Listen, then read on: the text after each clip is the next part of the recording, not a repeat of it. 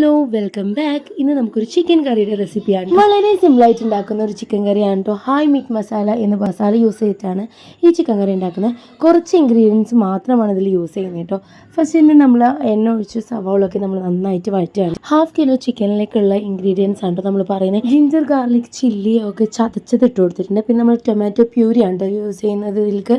പിന്നെ നമ്മൾ main ingredient ആയിട്ടുള്ള ഹായ് മീറ്റ് മസാല, ഇത് 1/2 kg ചിക്കൻ ആയതുകൊണ്ട് തന്നെ 2 ടേബിൾ സ്പൂൺ യൂസ് ചെയ്താൽ മതി. നല്ല ഫ്ലേവർഫുൾ ആണ് കേട്ടോ. നമ്മൾ ഈ ചിക്കൻ കറിയിൽ വേറെ എക്സ്ട്രാ സ്പൈസസ് ഒന്നും നമ്മൾ യൂസ് ചെയ്യുന്നില്ല. ആകപ്പാട് നമ്മൾ ഈ ഒരു മീറ്റ് മസാല മാത്രമാണ് യൂസ് ചെയ്യുന്നത്. പിന്നെ നമ്മൾ മെയിൻ ഇൻഗ്രീഡിയൻറ്റ് നമ്മൾ ചിക്കൻ ഇട്ട് കൊടുത്തിട്ടുണ്ട്.